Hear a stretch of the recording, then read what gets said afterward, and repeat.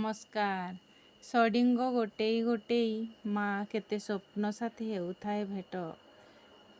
ହେଉ ଯେତେ କଷ୍ଟ ତଥାପି ସଡ଼ିଙ୍ଗ ଗୋଟେଇବାକୁ ସେ କୁଣ୍ଠାବୋଧ କରେନି ବୈଶାଖର ଖରା ଦେଖି।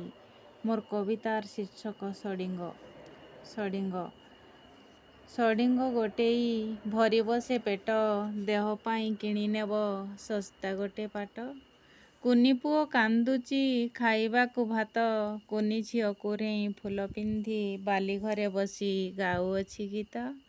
ସଡ଼ିଙ୍ଗରେ ଟୋକେଇ ଭରୁ ଭରୁ ମା କେତେ ସ୍ୱପ୍ନ ସାଥେ ହେଉଅଛି ଭେଟ। ପବନରେ ଶାଳ ଫୁଲ ଝରିଯାଏ ନିଜର ଅସ୍ତିତ୍ୱ ହରେଇ, ଅନେକ ସ୍ୱପ୍ନ ଏଠି ଆଖି ବୁଜି ଦିଏ ଅଦୃଶ୍ୟରେ ପଡ଼ିଥିବା ଠିକ୍ ଶାଳ ଫୁଲ ପରି।